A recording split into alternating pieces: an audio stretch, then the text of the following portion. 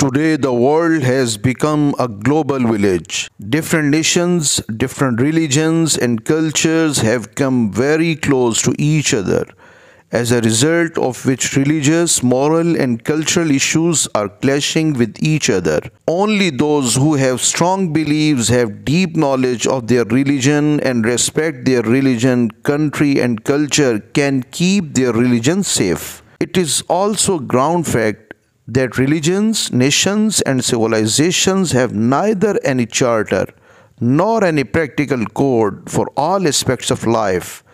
Therefore, they are forced to seek support from the left and right in order to survive. On the other hand, there is Islam, which Allah has made compatible and flexible for each and every individual of its followers. It has its own moral codes, which are deeper and more effective than the worldwide ethics. It has its own beliefs and ideas in which no religion in the world can match it. It has bound the people living in its society by making the social interaction, customs, and cultural framework in accordance with human nature.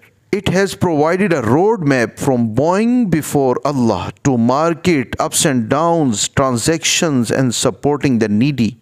So the religion which has given you and me social stages from birth to death has given me and you the whole spectrum of spiritual likes and dislikes.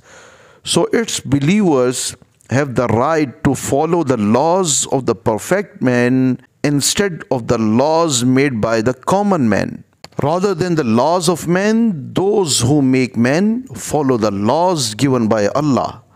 Try to follow the highways of heavenly religion instead of earthly laws. It should not be the case that we are following Islam in our beliefs and ideas, but in other hand continue to understand and adopt non-Muslim laws from the home to the downsides of society and business life.